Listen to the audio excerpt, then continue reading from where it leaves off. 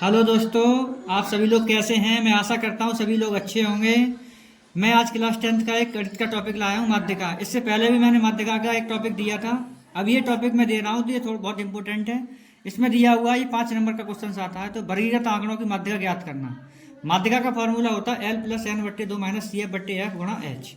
तो यहाँ क्वेश्चन दिया हुआ है, नीचे दिए हुए बंटन का माध्यांक 28.5 हो तो F1 और F2 के मान ज्ञात करो। तो वर्ग अंतराल दिया 0 से 10, 10 से 20, 20 से 30, 30 से 40, 40 से 50, 50 से 60। बारंबारता दी है हमारे पास 5 F1, 20, 15 F2 F और बारंबारताओं का योग दिया है हमारे पास 60। इतना बड़ा क्वेश्चन मिलेगा, पेपर में बाकायदा आएगा। हम इसको सॉल्व करेंगे तो इसकी टेबल हम बनाएंगे खड़ी करके यहाँ पे। तो 0 से 10, 10 से 20 जो दिया था उतना लिख लिया।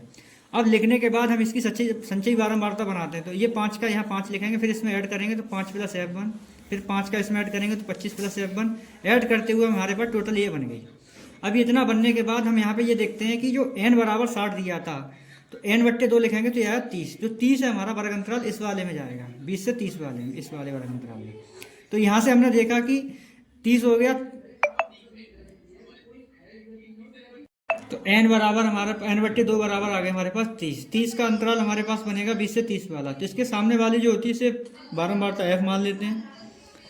इससे एक ऊपर कॉलम में CF जो होता है उसे हम CF मान लेते हैं।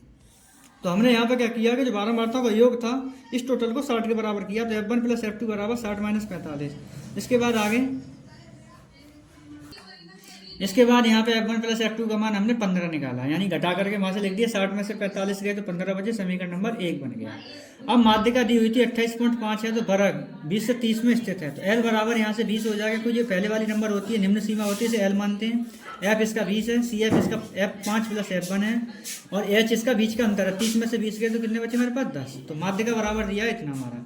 तो 28.5 बराबर 20 + 30 - 5 - F1/20 गुणा 10।